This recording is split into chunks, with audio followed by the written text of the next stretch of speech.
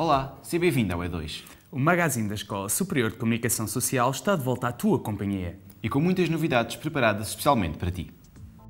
No Repórter E2 mostramos-te a exposição fotográfica de alunos da Escola Superior de Educação de Lisboa. No Gosto, falamos-te de marketing de guerrilha. No Sem Fronteiras, levamos-te até Madrid. E no Panorâmica, recebemos o vice-presidente da Escola Superior de Comunicação Social, André Sendi. A Escola Superior de Comunicação Social está a promover um ciclo de exposições no átrio do piso -1. A exposição fotográfica dos alunos da Escola Superior de Educação de Lisboa marcou a primeira edição deste ciclo.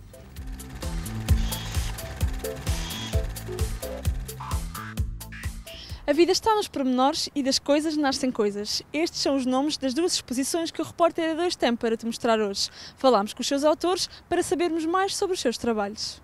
A vida está nos pormenores. É este o nome da exposição trazida por alunos da Escola Superior de Educação, a ESCS. A exposição, que pretende apresentar a beleza de diversos objetos através de detalhes ampliados, foi realizada no âmbito do curso Comunicação por Imagem. Artur Costa falou-nos um pouco desta exposição. Bem, em termos de técnica foi mesmo registro fotográfico, em termos de câmara, mais propriamente as macros. Em termos de macros, como deve saber, nós tivemos 3 subtemas, quais os dele, enquanto foram divididos por flores, alimentos e elementos naturais.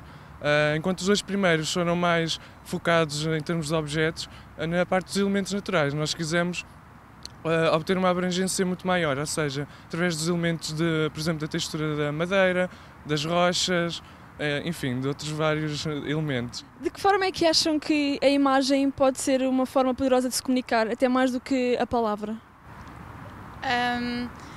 Assim, nós como ainda estamos no primeiro ano também ainda estamos a aprender um pouco sobre isso, mas já conseguimos perceber que através da imagem, da visualização das imagens, fotografias, é aquela teoria que se diz uma imagem vale mais do que 1000 palavras, e então nós fomos um bocado por esse caminho. A macro, que caracteriza mais os elementos assim mais pormenorizados, quisemos dar atenção a esses pormenores, para as pessoas passam na rua e não ligam muito a esses pequenos pormenores que vemos todos os dias, e a imagem é uma maneira de conseguirmos comunicar com as pessoas. Da arte natural para a arte digital. Um lápis, um caderno e cinema. Deem-lhe isto e ele cria arte. Dani Ivan, entre outras coisas, aluno do 3º ano de Audiovisual e Multimédia, vê agora os seus trabalhos expostos no piso -1 da ESCS. Como é que surgiu a oportunidade de expor aqui os teus trabalhos?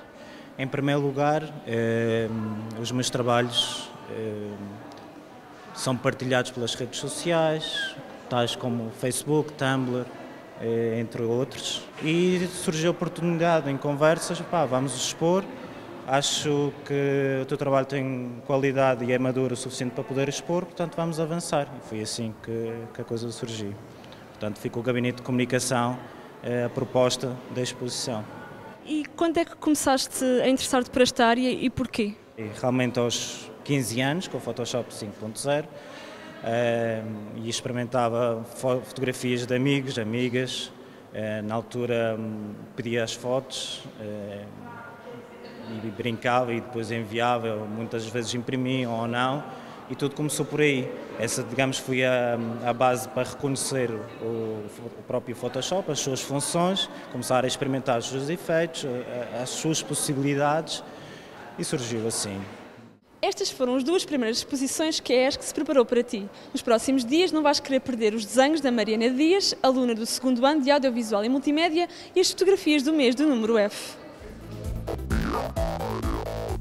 No Gosto, vamos explicar-te o que é marketing de guerrilha. Ora vê!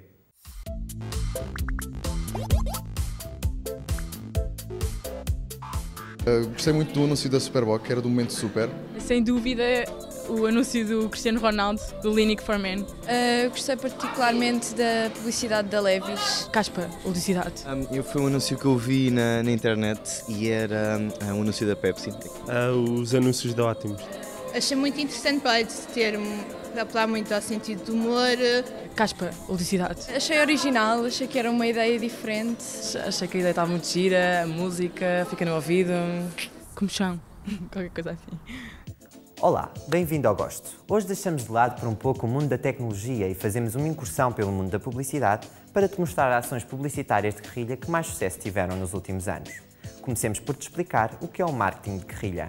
O marketing de guerrilha é uma estratégia que utiliza meios e ações convencionais com o objetivo de impor as suas ideias e obter grandes resultados com poucos investimentos. Foi em 1984, no livro Guerrilha Marketing de J. Conrad Levinson, que esta expressão surgiu pela primeira vez.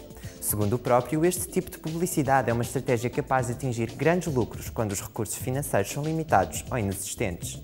Algumas das ferramentas de ação deste tipo de publicidade são, por exemplo, a flash mob, a emboscada, o marketing viral e a arte urbana. Agora que já estás mais dentro deste assunto, está na altura de te mostrar quais foram, para a nossa equipa, as ações publicitárias que mais destacaram nos últimos anos. Comecemos por te mostrar no que uma simples escada de metros se pode tornar. Neste vídeo, a maioria das pessoas utiliza as escadas rolantes para sair da estação do metro em vez das tradicionais escadas com degraus. No entanto, a Volkswagen decidiu mudar esta situação e, através da teoria da diversão, conseguiu fazer com que mais de 50% das pessoas que andaram de metro utilizassem as escadas para sair para a rua. Para conseguir este resultado, esta marca de automóveis apenas teve de transformar os degraus em teclas de piano. Assim, as pessoas acharam graça ao som produzido pelos degraus e, em vez de usarem as escadas rolantes, subiram pelos degraus. Esta ação da Volkswagen está inserida na campanha de Fun Theory, em português, Teoria da Diversão. O objetivo da marca foi demonstrar que a diversão é o caminho mais fácil para mudar o comportamento nas pessoas para melhor. Para além desta iniciativa, foi também lançado o The Fun Theory Award, onde os consumidores de todo o mundo eram desafiados a capturar a essência de tal teoria e transformá-la num vídeo que transmitisse a ideia da campanha. Mas a teoria da diversão da Volkswagen não se ficou por aqui. Numa outra iniciativa, esta marca de automóveis alemã tentou combater por um dia o lixo que as pessoas deitavam no chão. Através de um caixote do lixo musical, a Volkswagen conseguiu fazer com que as pessoas deitassem as coisas no lixo e provar que a diversão pode mudar o comportamento das pessoas para melhor. Para saberes mais sobre este concurso, basta visitar este site. Deixando agora esta grande iniciativa, passamos a uma outra iniciativa da Volkswagen. Para demonstrar a velocidade do seu novo carro, o Polo GTI, esta marca decidiu colocar um escorrega nas escadas do metro, e o sucesso foi o desejado. Um outro anúncio que teve muito sucesso foi um levado a cabo pela UFA Cinema Center. Esta empresa decidiu baixar para 8 graus centígrados a temperatura dos seus cinemas em Düsseldorf, na Alemanha, para demonstrar o frio que os sem-abrigo passam todas as noites. O objetivo dessa campanha era angariar fundos para ajudar estas pessoas a ter um local quente onde pudessem passar as suas noites. De modo a tornar ainda mais real esta experiência, a empresa incorporou testemunhos de sem-abrigo. Um dos sucessos mais recentes neste mundo do marketing de guerrilha foi uma parceria entre o Benfica e a Adidas. O objetivo da associação entre estas duas marcas foi muito simples: promover a união entre o clube e os seus adeptos. Nesta iniciativa, vários jogadores do Benfica andaram a distribuir camisolas pelas ruas de Lisboa, o que causou alguma estranheza a alguns, mas alegrou o dia de outros. O marketing de guerrilha é sem dúvida uma das formas mais recentes de fazer publicidade, mas também a maneira mais fácil de fazer muito lucro com poucos recursos. Caso tenhas um negócio que não esteja na sua melhor fase, aconselho-te que uses esta estratégia. Vais ver que os resultados vão surgir mais rápido do que podes pensar. Por agora despeço-me, mas prometo voltar daqui a 2 semanas com um novo tema. Até lá! Hoje convidamos-te a viajar com o Sem Fronteiras até Madrid. Andréa Pedro esteve lá de Erasmus e mostra-te os segredos desta cidade.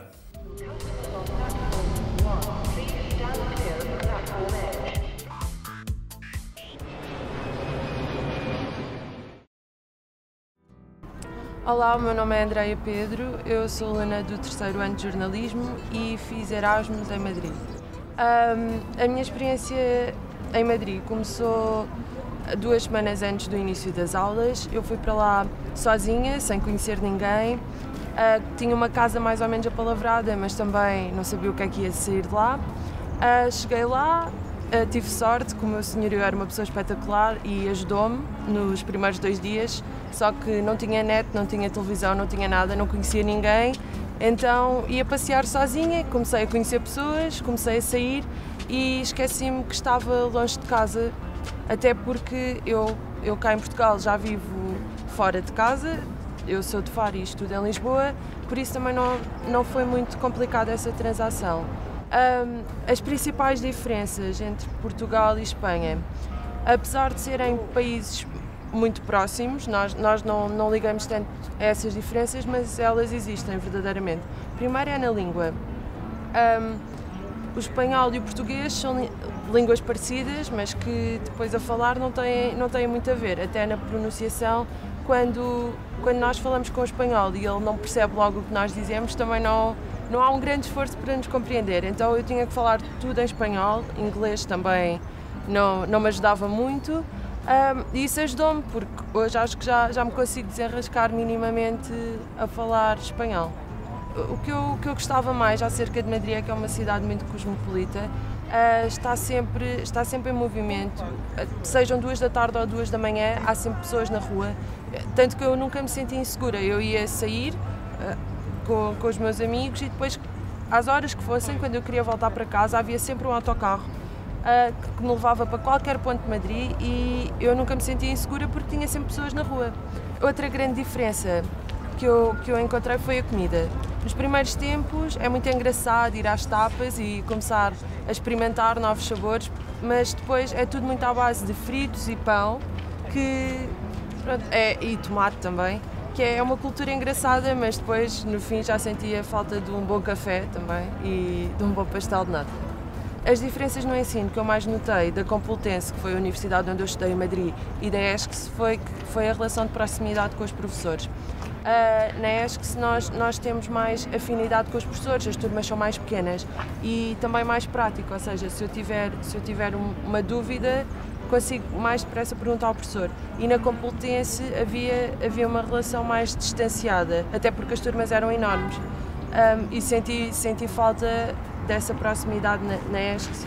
Como eu não tinha muitos países vizinhos para ir, não ia voltar para Portugal para visitar, decidi explorar cidades em Espanha que eu ainda não tinha ido. Eu já tinha ido às principais, sem ser Madrid, e então aproveitei para ir a Burgos, visitar uns amigos meus espanhóis, que é uma cidade no norte de Espanha, no norte interior, e foi muito engraçado porque eu tive a oportunidade de viver durante um fim de semana mesmo a vida espanhola, porque Madrid, sendo a capital, às vezes dispersa-se um pouco e as pessoas não são assim tão espanholas. Ao passo que em Burgos, por exemplo, reparei que jantavam super tarde.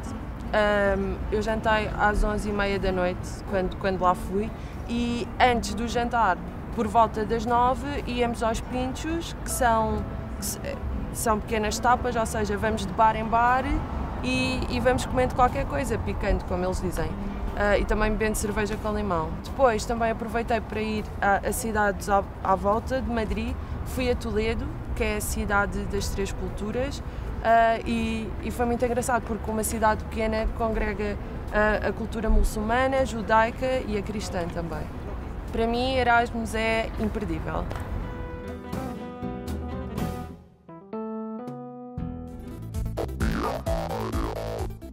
No Panorâmica, sentamo-nos à conversa com o vice-presidente da Escola Superior de Comunicação Social, André Sendim.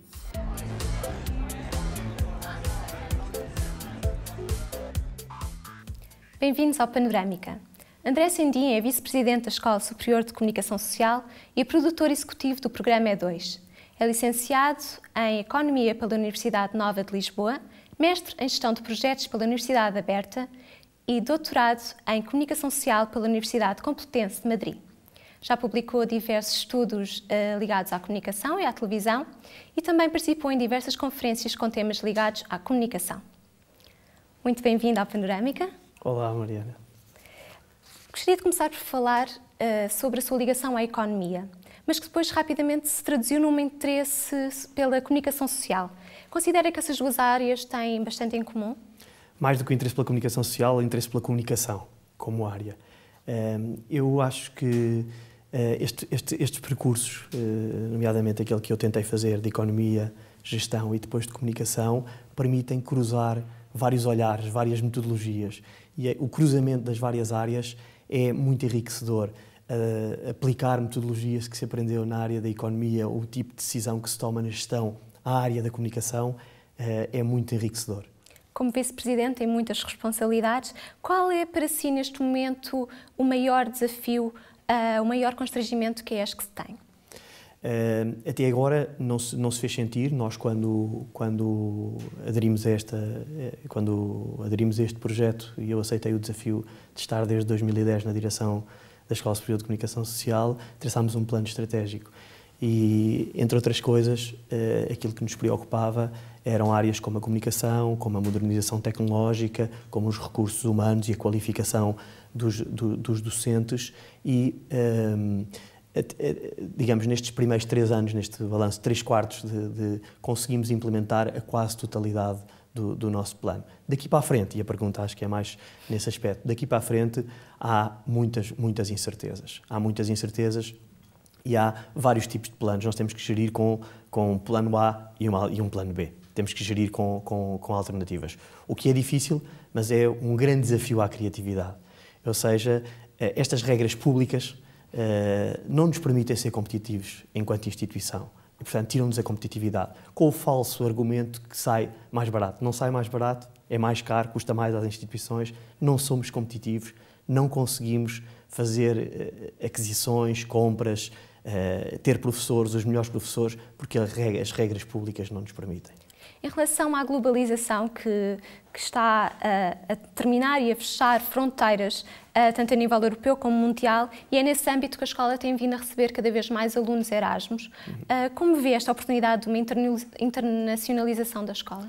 Vejo como uma bandeira da escola, mais do que uma oportunidade, é de facto um vetor estratégico. É para nós estratégico as escolas melhor cotadas a nível europeu e mundial, mas falando primeiro da Europa, têm essa vertente muito desenvolvida. E nós, em Portugal, poucas são as escolas que têm um grau de internacionalização significativo. E a escola está a apostar fortemente, embora com algumas restrições, está a apostar fortemente numa internacionalização. O que nós achamos quando falamos da Escola Superior de Comunicação Social é empregabilidade. Consideramos que o fato de estarmos num politécnico nos dá ferramentas de experiências mesmo profissionais. Considera que a Escola Superior de Comunicação Social forma alunos empregáveis? Não tenho dúvida sobre isso. Há várias provas disso. Uma delas é a forma como os candidatos veem a escola, pelo prestígio e pela empregabilidade que ela tem. E não tenho dúvidas que os nossos parceiros, e temos dezenas, se não centenas de parcerias, algumas largas dezenas de parcerias que nos indicam isso mesmo. Ou seja, a escola tem uma grande procura nesse sentido. Porquê? Porque tem um grande equilíbrio, um forte equilíbrio entre a componente teórica e a componente experimental. Os cursos têm um cariz de aplicação e de experiência em contexto de trabalho, para além, isto falando do currículo, para além de todos os núcleos e de todas as iniciativas extracurriculares que são fundamentais para que se adquiram soft skills. E, nesse sentido, a escola está, eu diria, sem falsa modéstia, muito bem cotada a nível de mercado e nas várias áreas da comunicação. Então, qual é para si o futuro da ESCS? Eu penso que é pensar à frente em termos de comunicação. Ser uma referência é liderar em termos de planos curriculares, currícula dos cursos, sempre no panorama nacional e com algum benchmarking internacional. A escola liderou no desenho dos seus planos de estudos, por um lado. Por outro lado, proporcionando e dando largas à criatividade e à iniciativa dos alunos no formar e no pertencer, neste associar a todos os núcleos que a escola tem e a todas as iniciativas extracurriculares que são tão importantes para formar perfis e para formar competências, para formar pessoas. Muito obrigada pela sua participação no Panorâmica. Eu é que agradeço. Obrigado. André Sendim falou-nos dos desafios do mercado e como trabalhar para um contínuo ensino de excelência na Escola Superior de Comunicação Social. Este foi mais um Panorâmica. Por hoje é tudo. Para a semana voltamos com mais um E2. Até lá.